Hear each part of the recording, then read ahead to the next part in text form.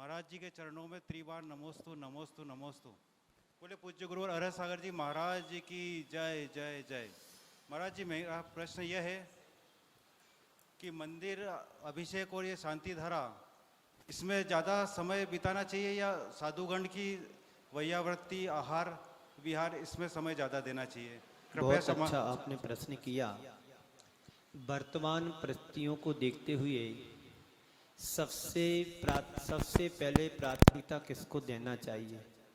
यदि आपके पास पर्याप्त समय है तो क्रम के अनुसार सबसे पहले अभिषेक करें, पूजन करें, और यदि कोई साधु संत हैं तो उनके प्रवचन में बैठते हुए फिर आहारचर्या से जुड़ें, क्योंकि श्रावक के आवश्यकों में 6 आवश्यक कहे गए हैं, जिसमें सबसे पहले क्या कहा है? देव पूजा। देव पूजा, गुरु उपासती, स्वाध्याय, संयम, तपः, तपश्चेति, 6 कर्माणि ग्रस्ताणाम दिने दिने। ये कहा है। क्यों कहा है? श्रावकों के लिए कहा है। यदि तुम्हारे नगर में कोई साधु संत हैं तो क्रम से हमें करना चाहिए। यदि समय नहीं है तुम्हारे पास तो अर्घ चढ़ा करके साधु की चर्या में जुड़ जाना चाहिए।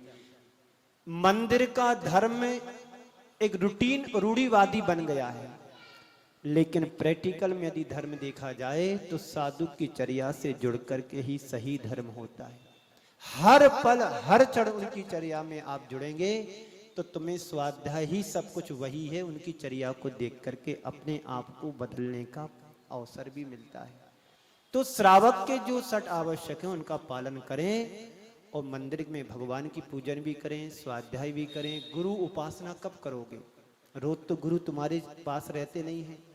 कभी कभार तुमको गुरुओं के दर्शन मिलते हैं, जाने का अवसर मिलता है, और उसको ही हमने छोड़ दिया तो तुम्हारे 6 आवश्यक कैसे पालन होगा?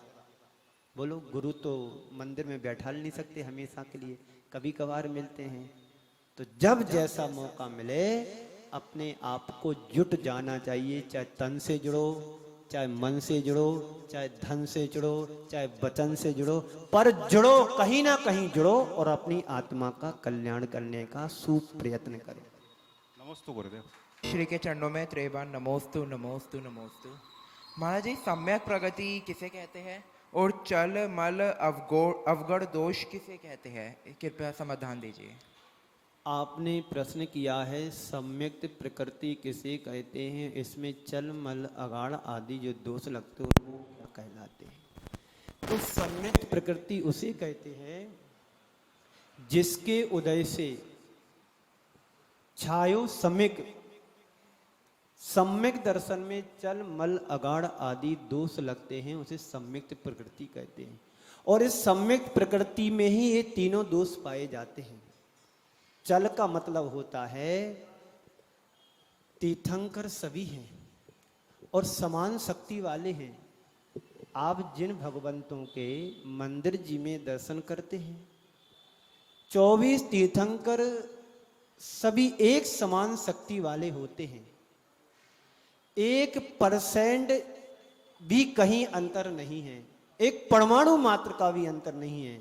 लेकिन कोई कहता है शांतिनाथ भगवान हमको शांति प्रदान करते हैं, कोई कहते हैं पारसनाथ भगवान हमें हमारे संकट हरते हैं। जो ये भावना आती है उसको चल दोष कहा जाता है। दूसरा मलिन यानी मल। सम्यक्त आदि के जो 25 दोष हैं, शंका आदि, उन दोषों से सहित हमारा व्यवहार होना, उसको मल दोष कहते हैं। और चल मल अवगाढ़ दोष। अवगाढ़ दोष वो कहलाता है कि सम्यक दर्शन तो तुम्हारे पास है, पर ये मंदिर हमारे पूर्वजों ने बनवाया, ये प्रतिमा मेरे परिवार से प्रतिष्ठित हुई है, तो जो मेरा तेरे का सवाल है ये अवगाढ़ दोष कहलाता है। इसको सम्यक प्रकृति में तीनों दोषों को रखा गया है, ऐसा है। नमोस्तु महाराज। महाराज श्री, अधिकतर देखा जाता है कि सब धर्म की क्रियाएं करते व्यक्ति, जैसे जैसे जैन व्यक्ति है, हर क्रिया करेगा धर्म की, पूजन करेगा, अभिषेक करेगा, स्वाध्याय करेगा, पर इन सब करने से भी उनका व्यवहार जरा भी परिवर्तित नहीं रहता है। मतलब जो फर्स्ट से एंड तक रहता है वही रहता है, ऐसा क्यों? बहुत अच्छा। व्यक्ति व्यवहार में परिवर्तन नहीं ला पा रहा तो क्यों? धर्म तो कर रहा है, धर्म के साथ सब कुछ दान भी करता, पुण्य भी करता, परोपकार के कार्य भी करता है, पर अपने स्वभाव में परिवर्तन क्यों नहीं ला पा रहा है? मुझे उसके परिणामों में परिवर्तन नहीं आने का कारण एक ही समझ में आता है, हमारे अंदर सकारात्मकता सोच की कमी। हमारे अंदर सकारात्मक सोच की कमी के कारण व्यक्ति धर्म तो कर रहा है, लेकिन सामने वाले के साथ कैसा व्यवहार करना है वो नहीं कर पा रहा। तो उसका कारण एक यही है कि हमारी सकारात्मकता की कमी। यदि दूसरों को, सामने वालों के साथ मुझे कैसा व्यवहार करना है, यदि इतना उसको समझ में आ जाए तो वही स्वयं धर्म से धर्मात्मा बन सकता है। धर्मी तो बन गए तुम। क्यों? हम मंदिर जाते हैं, अभिषेक करते हैं, पूजन करते हैं, स्वाध्याय करते हैं, पर जीवन में पारायण कितना किया? कुछ भी नहीं किया। बाहर का जितनी भी क्रियाएं हैं वो धर्मी की हैं, और धर्मात्मा वो है जो अंदर से धारण करता है। उसके बर्ताव में, उसके रहन सहन में, उसके आचार विचार में, उसके व्यवहार में जब तक परिवर्तन नहीं आता है तब तक वो धर्मी ही धर्मी रहेगा, धर्मात्मा नहीं बन सकता है। और जिस दिन धर्मात्मा बन जाओगे उस दिन तुम्हें उपदेश सुनने और कहने की जरूरत भी नहीं। उसकी हर प्रवृत्ति में धर्म टपकेगा, हर क्रिया में धर्म दिखेगा, कसाएं मंद हो जाएंगी। एक जो ज्ञानी होता है, सम्य दृष्टि जीव होता है, उसकी कसाएं मंद हो जाती हैं। उसकी दृष्टि में संसार का हर प्राणी अपना दिखाई देता है। दूसरों के दुख को अपना दुख समझता है, दूसरों की पीड़ा को अपनी पीड़ा समझता है। ये कौन समझता है? धर्मात्मा, धर्मी नहीं। धर्मात्मा जिसने धर्म को अंदर से धारण किया है। हम रोज पूजन करते हैं, वही पूजन करते, रट गई, किताबें फट गई, उंगली घिस गई, पेपर घिस गए, पर जीवन में कितना परिवर्तन आया ये हमारी अभी समझ में नहीं आ रहा है। आप लोगों की दशा तो ऐसी है, गंगा गए तो गंगादास और जमुना गए तो जमुना दास। जीवन में जब तक बदलाव और परिवर्तन घटित नहीं होगा, तुम्हारी धर्म की क्रिया सिर्फ कोरी धर्म की क्रिया रहेगी। एक बार आचार्य कह रहे होंगे, राम राम सत्य किसको सुनाना है? मुर्दे को कि जिंदा को?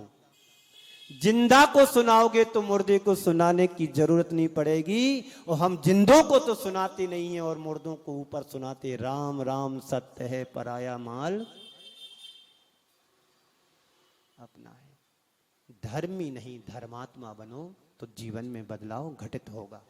नमोस्तु महर्षि, नमोस्तु महर्षि, नमोस्तु महर्षि। महर्षि, मेरा प्रश्न ये है कि पूजा की किताब को जिनवानी क्यों कहते हैं? पूजन किताब को जिनवाणी क्यों कहते हैं? जिनवाणी तो उसको कहा जाता है जो शास्त्र होते हैं आचार्य प्रणीत। किसको कहते हैं जिनवाणी? जो जिनेंद्र भगवान की वाणी जिसमें लिपिबद्ध की गई हो उसको जिनवाणी कहा है। पंडितों की पुस्तकों को जिनवाणी कहना उचित नहीं है। जो अज्ञानी होते हैं, जिनको ज्ञान नहीं है, जिनका स्वाध्याय नहीं है, तो वो जिनवाणी बोल देते हैं। पर जिनवाणी तो वही है जो सिद्धांत ग्रंथ हो, उसको जिनवाणी कहा गया है, उसको ही कहना चाहिए। ऐसा नमोस्तु महर्षि।